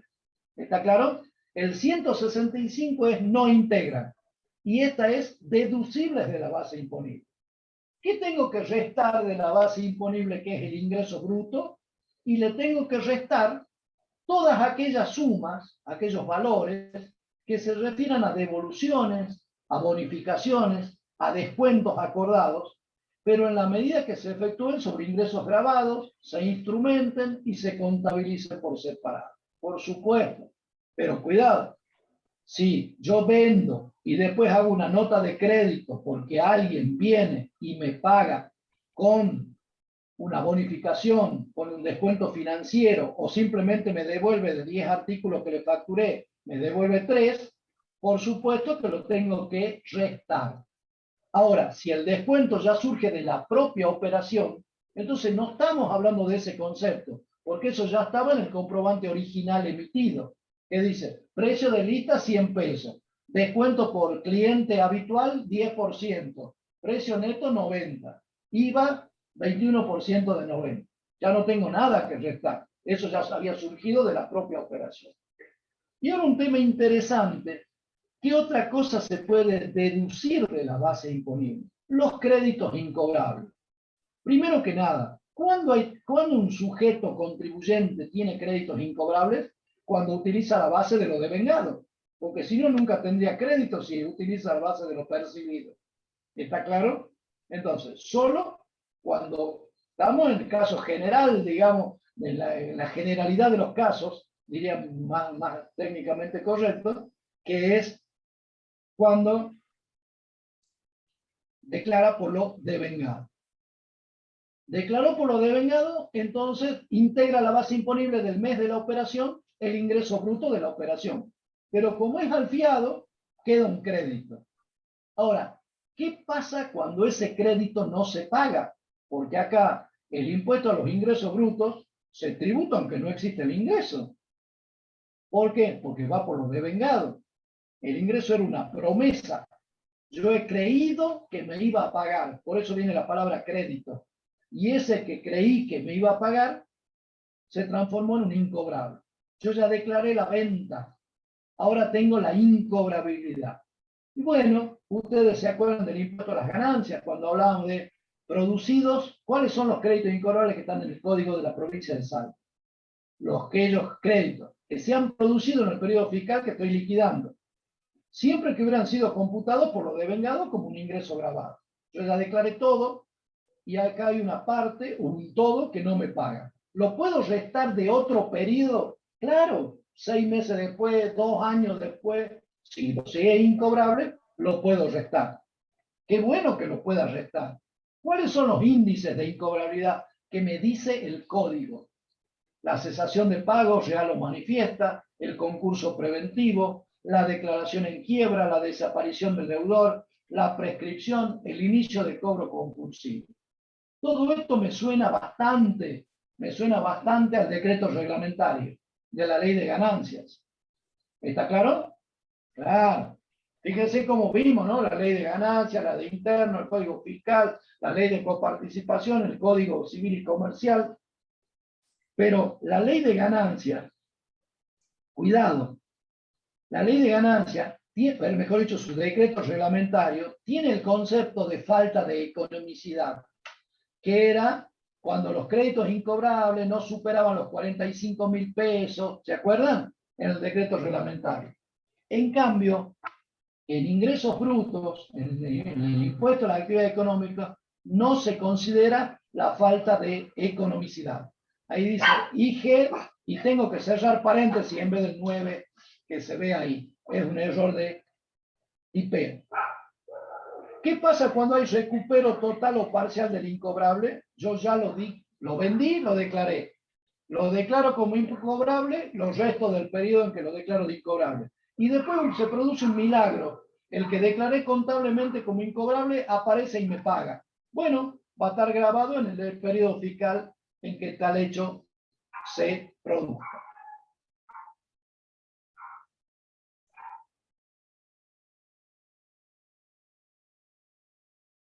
Dejo la clase en este punto. Si queda alguna pregunta, Joaquín, en el chat, estoy dispuesto a contestarla ahora en los minutitos que nos quede, para que arranquemos la próxima clase en un tema muy interesante que es bases imponibles especiales. Bien, en el chat por ahora no hay ninguna consulta. Bueno, me quedo más tranquilo. La próxima clase continuamos con el impuesto a las actividades económicas. Vamos a ver conceptos que nos faltan. Vamos a ver también algo que se ha incorporado hace muy poco en el Código Fiscal, que se llama el régimen simplificado provincial. Aquellos sujetos que son monotributistas en la nación, ¿cómo tributan? Si pueden tributar con una cuota fija, adhiriéndose, adicionándose como mochila al monotributo nacional. Gracias, mis alumnos. Disculpen el faltazo en la clase anterior. Hubiera querido estar y estar en mejores condiciones. Ha sido un gusto. Gracias, Joaquín, por la compañía. Hasta la próxima. Hasta luego, gracias.